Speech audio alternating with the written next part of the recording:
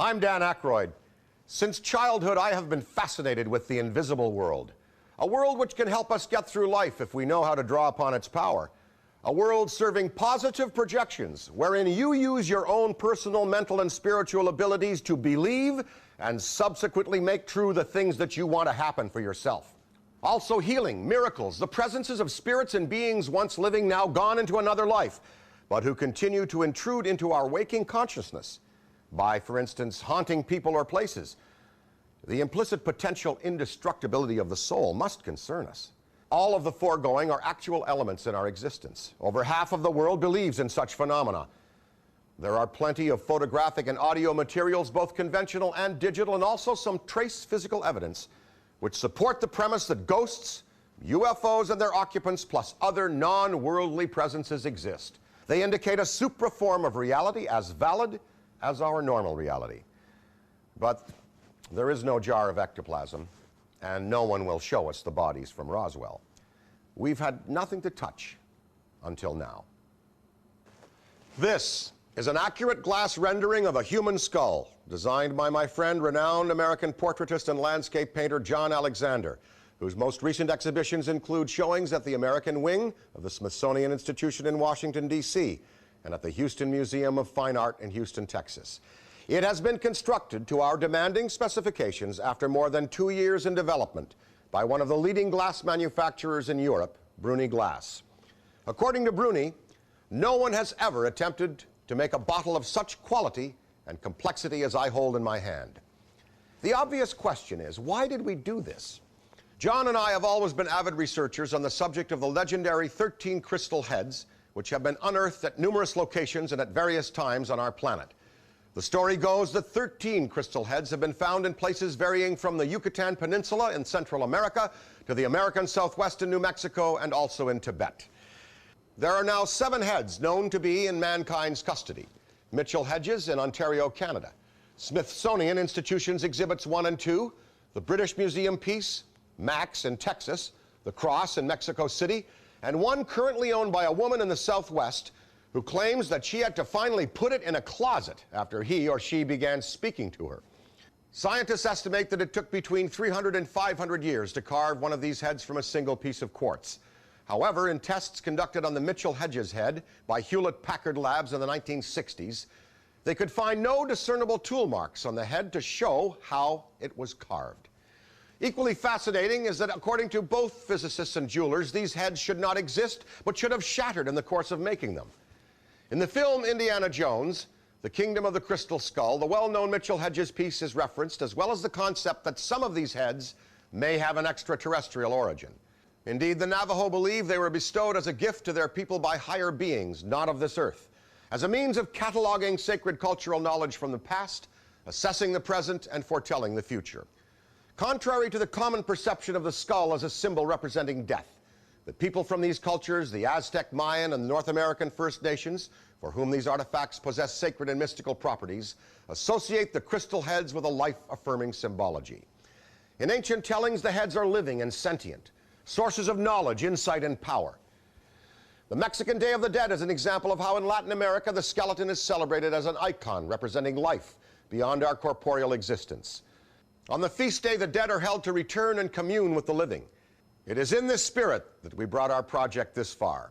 We now have a touchstone and replica, which allows us, if we wish, to connect to the message of the crystal head's purpose on earth, the enlightenment of humankind to the spiritual awakening, which can occur in all of us, and the acceptance that there is more to life than mere material reality.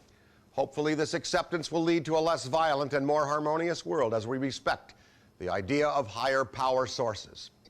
Now, what to put in a bottle laden with such symbology and iconographic value?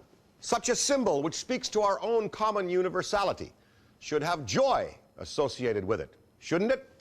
Also, since we are challenging traditional belief with the legend, the project should have a challenging aspect to it as well. We have this mystic symbol in which we have chosen to enclose joy in the form of a very pure alcoholic beverage. Which beverage, however? Only the most challenging arena in the legal recreational consumables industry: vodka. Why another vodka? because we have an opportunity to do something different and indeed enlightened in this category. Since we are encouraging discussion on matters of spirit, we must do so in an earnest, heartfelt, and credible manner. The liquid in these bottles must be the purest as is achievable. To tell you how we did achieve this, I'm going to turn you over now to my friend Phil Power of the Newfoundland Liquor Corporation, where we are manufacturing Crystal Head Vodka. We chose Newfoundland because of the purity of their land and their water. Newfoundland is known in Canada as the Rock, and for good reason. It's located off the coast of Canada, about 1,000 miles east of New York. It's so far east, it's in its own time zone, and it is in the easternmost part of North America. Therefore, it is far away from most forms of pollution and enables us to use some of the purest ingredients possible. Here's Phil to tell you more. Thanks, Dan. We were very excited when you brought this project to us. In order to make Crystal Head Vodka, we use the purest alcohol available. It's not double distilled, it's not triple distilled, it's quadruple distilled. This alcohol contains no fusel oils. These are compounds or impurities that are found in whiskeys, brandies, and rums, and we certainly do not want to have these in Crystal Head Vodka. The next step in making Crystal Head Vodka is to use pure Newfoundland water. We take this water and blend it with our alcohol, and then we triple filter it through carbon to ensure its complete neutrality. Just when we thought we could not make Crystal Head Vodka any more pure, Dan came up with a suggestion. He proposed filtering it through diamonds. We triple filter the vodka through 500-million-year-old crystals known as Herkimer diamonds. No one can explain why, but people who have tasted the vodka have noticed a difference, perhaps an even greater purity of spirit. We then hand fill each bottle and put it in this unique gift box before sending it out to you to enjoy. Back to you, Dan. Thanks, Phil. Now, today, although the majority of vodka drinkers prefer absolutely no taste whatsoever in their beverage, we are confident that people will enjoy the very slight, creamy sweetness given to the tongue and palate from a serving of Crystal Head, triple Herkimer diamond filtered Newfoundland Deep Aquifer Pure Spirit Vodka.